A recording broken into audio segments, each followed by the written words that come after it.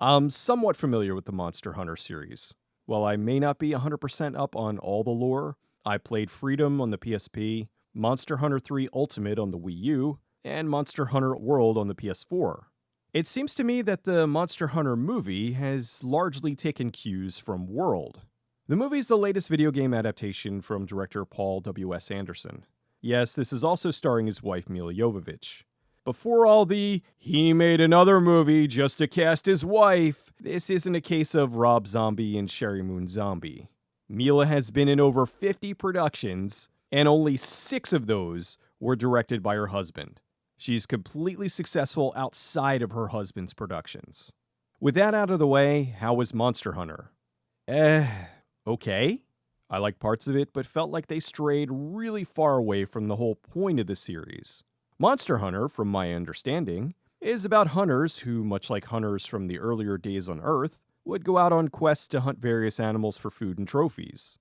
Only here it's monsters and not animals, per se.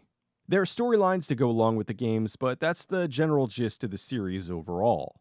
In the movie, it's about a group of American Army Rangers who get teleported to a desert planet that's inhabited by monsters and a handful of humanoids who are fighting them. They're trying to reach this evil temple structure that is somehow responsible for opening a portal between worlds so they can destroy it. The leader of the Rangers is Captain Artemis, who tries to lead her team to safety after landing in the new world. She runs into Hunter, played by Tony Jaa, who's been separated from his team in an opening that was essentially the opening to Monster Hunter World.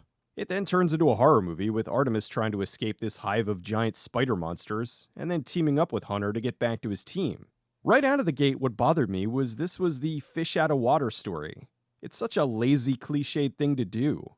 Hey, here's this world that isn't Earth, how will we explain it to the average moviegoer? Just have someone from our world go to their world.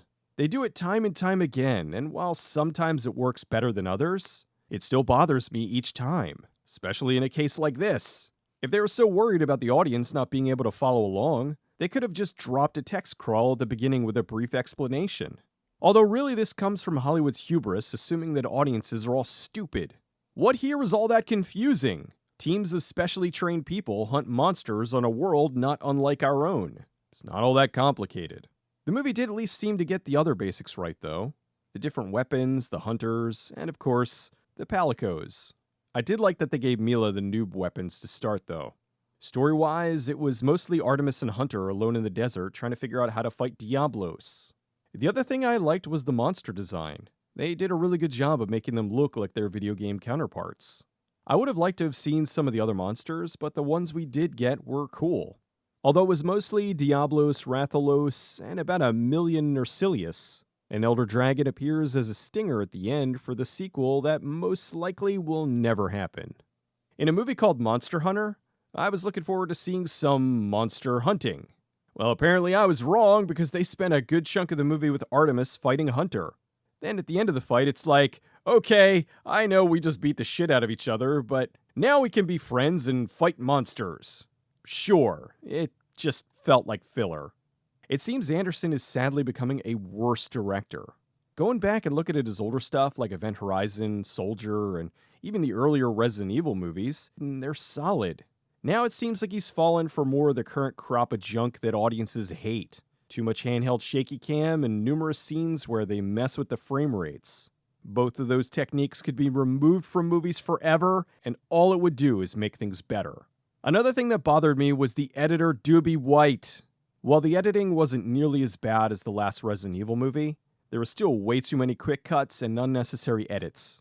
He didn't ruin the movie like Resident Evil The Final Chapter, but definitely screwed up the flow by shredding some scenes and making some of them a confusing mess.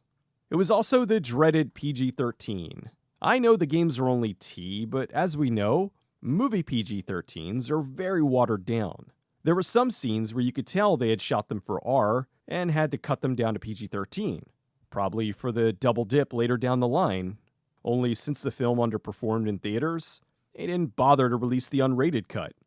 Anyway, Monster Hunter was okay. Entertaining, but pretty forgettable.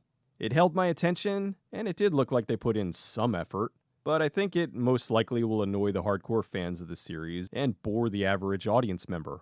I do think I would have enjoyed it more if it wasn't a Monster Hunter movie. It just feels like they took so many liberties with the source material, it could have easily been its own thing.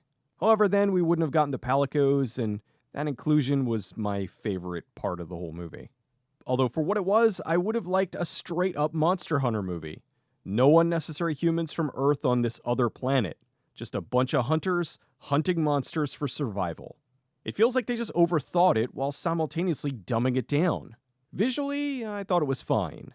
The CG monsters, when we could see them, looked better than some other more expensive movies. As for the cast, I liked Mila. I'm always happy to see Tony Jaa. And I had no idea Ron Perlman was even in this. He was good as always. Although Tony Jaa was kind of wasted on the movie because the quick cut edits never showed off his amazing abilities. He'd do a flip and then they'd cut 10 times and the audience would just get this Tony-shaped blur on the screen for 2 seconds. It's a far cry from Ong Bak, where we got multiple angles and slow-mo shots of him doing his thing. It also, of course, ended on a sort of cliffhanger. Oh, now we went to their world, so now the monsters are coming to our world. That's never been done before. I will say one thing for the movie. After it was over, it made me want to go back and play World. I'd pick up Rise, but my computer can't handle it. I really would love it if Anderson would go back to his roots, ditch Doobie White and the shaky cam, and made some films like he used to.